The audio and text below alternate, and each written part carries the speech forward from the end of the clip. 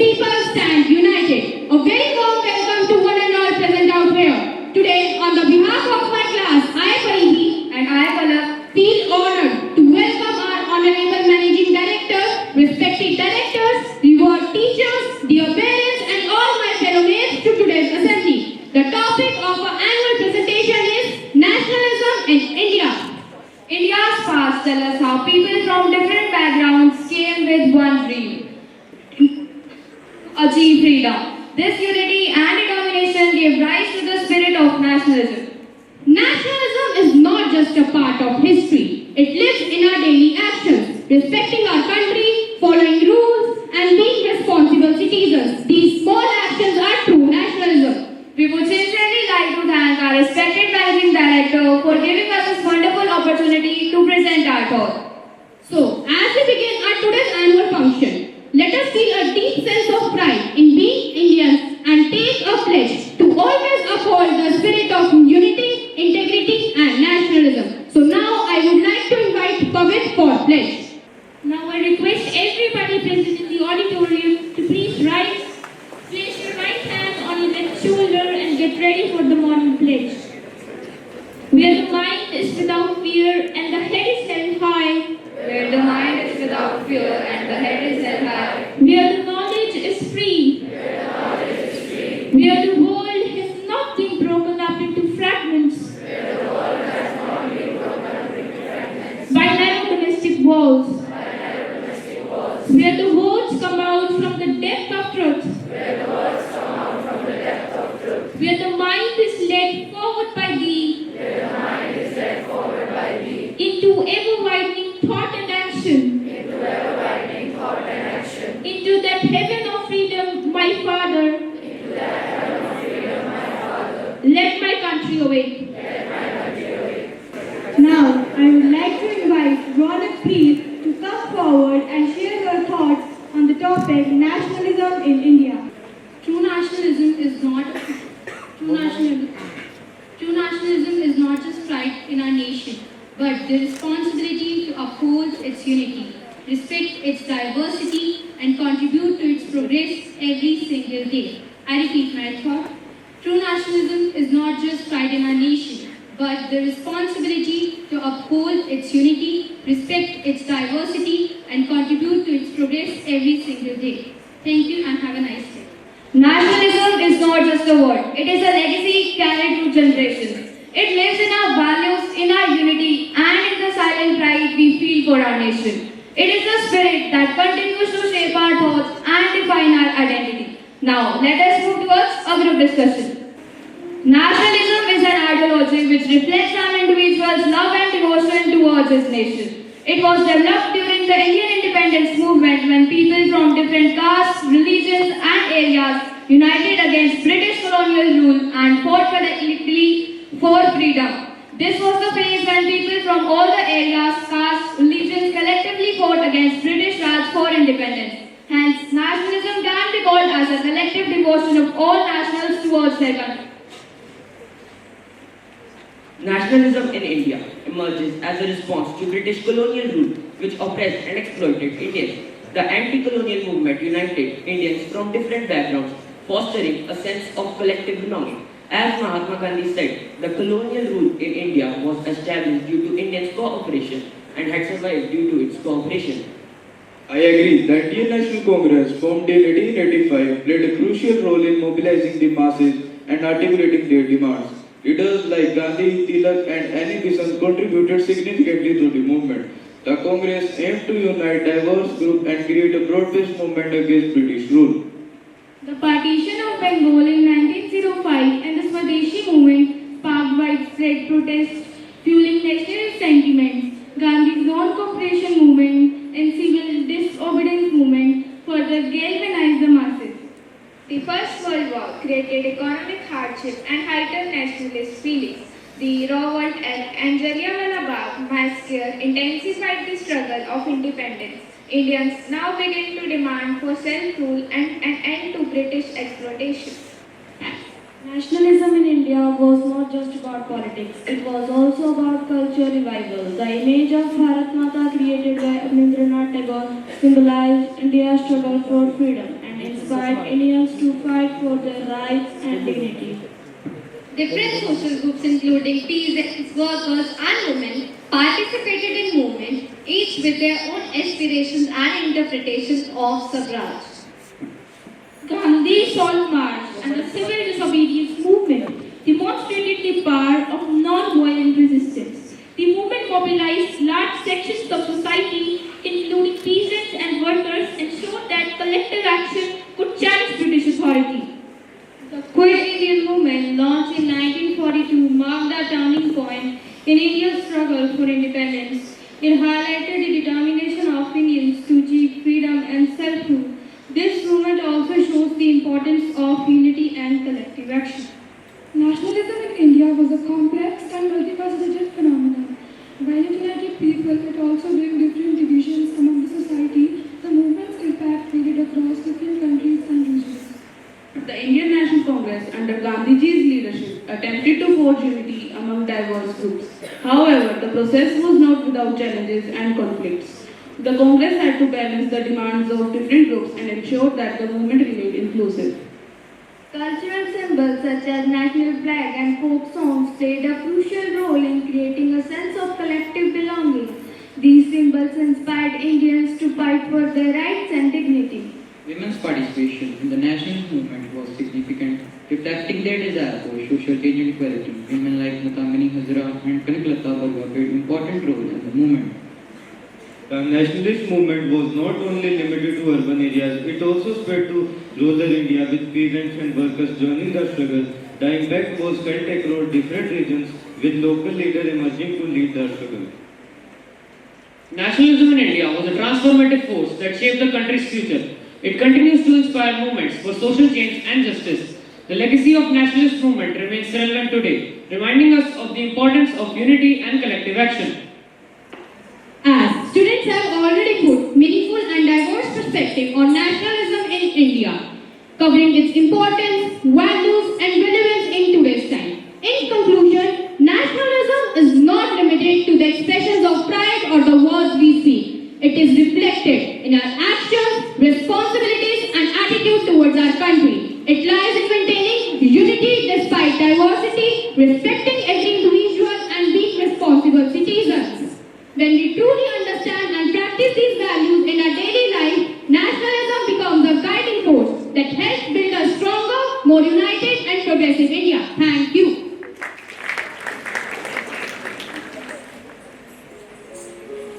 Classical dance is a timeless expression of grace, discipline and emotion. It is an art form where every movement speaks, every gesture tells a story and every expression reflects the beauty of our rich cultural heritage. Now let us invite who are ready to bring elegance with their classical dance performance. Nataraja, Nataraja.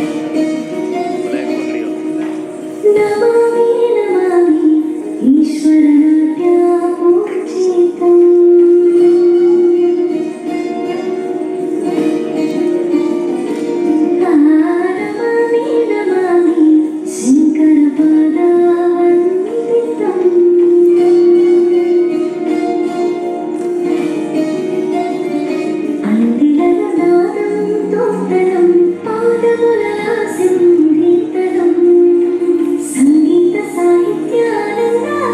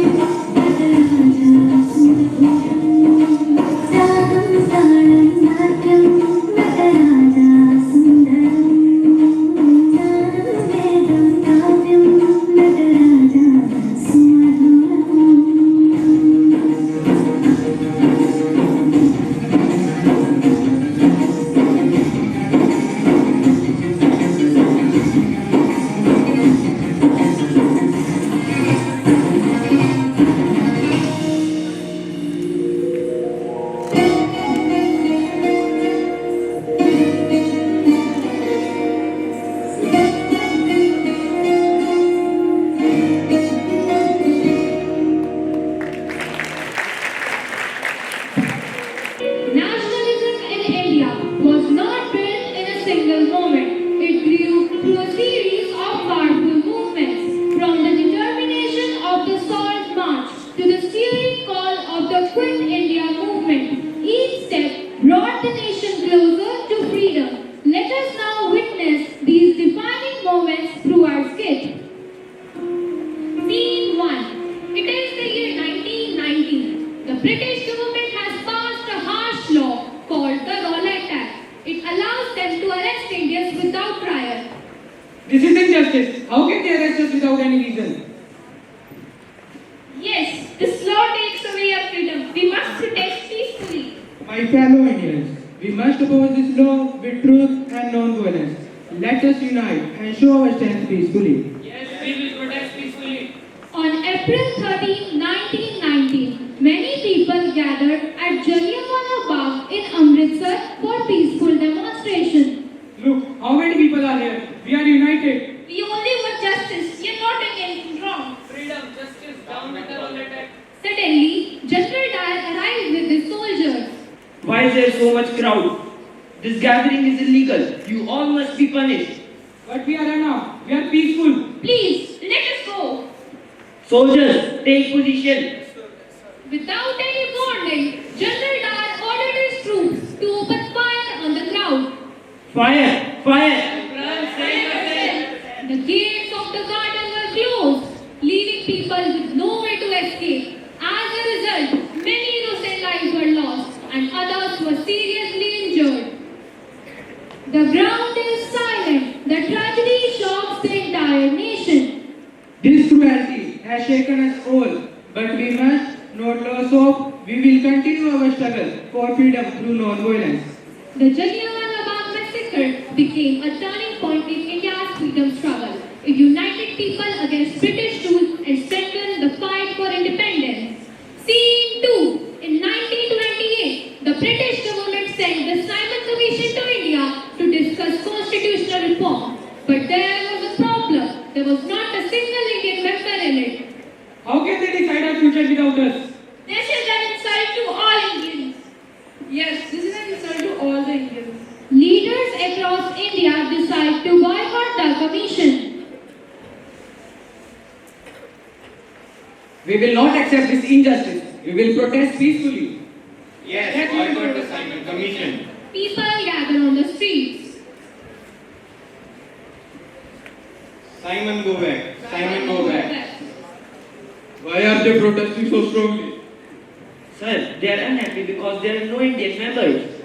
During the protest against Simon Commission, the British tried to stop the crowd. Disperse immediately or we will use force. We will not move. It is our right.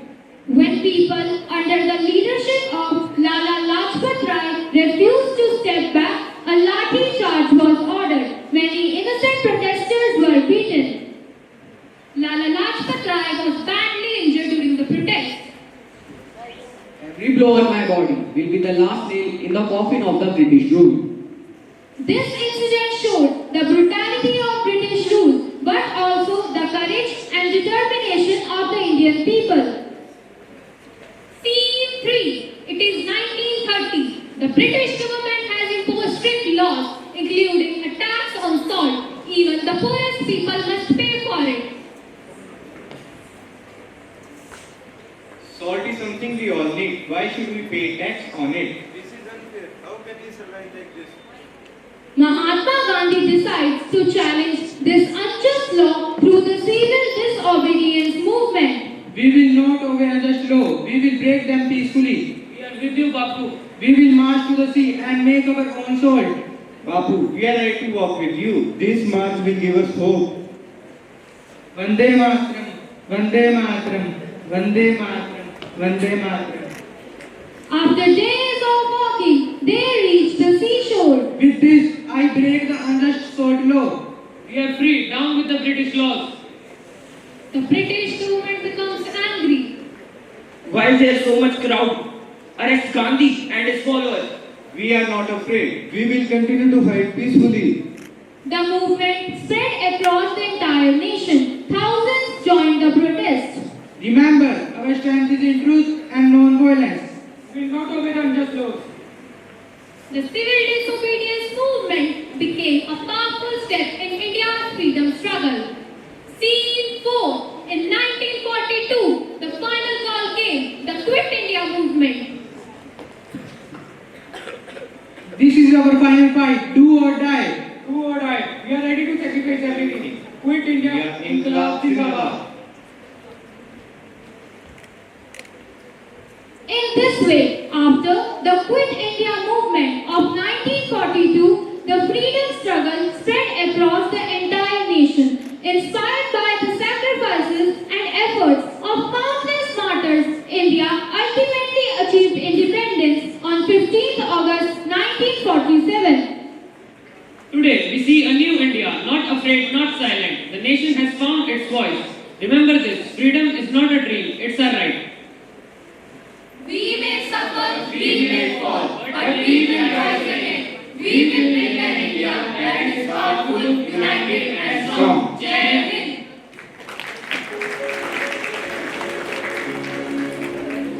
Poetry has the power to turn simple words into real emotion. So I invite Bharat Bishnoi and Rudrakshi to present an English poem.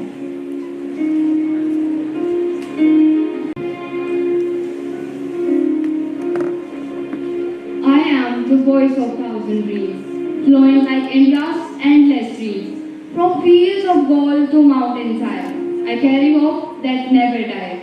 A land where different boundaries blend, with every stranger feels welcome. So many cultures yet we stand, united as a single land. But tell me now, O youth so free, what does this freedom mean to thee? It lives in truth, in courage, pride, in doing what we know is right. So rise again, let spirit soar, like those who stood in times before. For India's story is not done. It lives in me, it lives in you, As as one. one. Thank you. Music is the language of soul which words often can't express. From joy to sorrow, every emotion finds its voice and melody. Let us now welcome Pavit, Radhika and Ronit to grace the stage with a soulful Hindi song.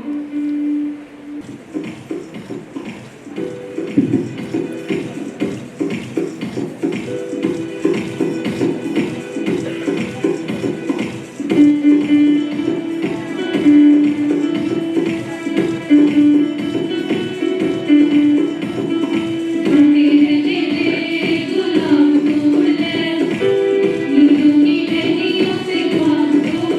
you.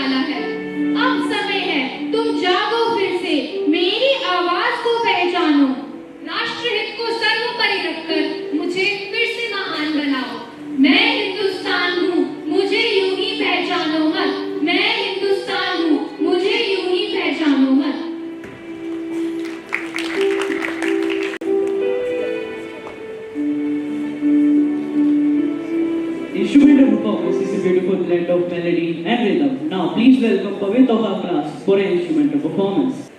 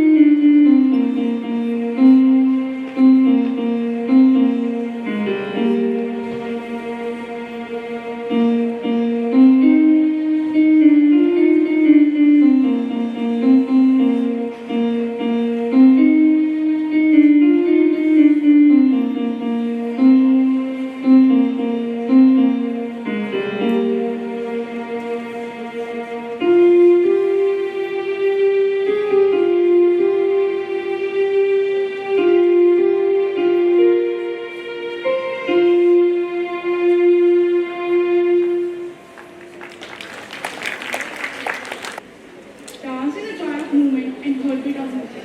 When dancers come together, it becomes a celebration of coordination, energy, and unity. It's time to enjoy. It's time to feel the rhythm. Feel the excitement as you invite a student of the class to light up the stage with wonderful good dance performance. Veena, symbol of knowledge and music. The veena is a traditional Indian musical instrument. It is closely associated with goddess Saraswati, the goddess of knowledge, music, and wisdom.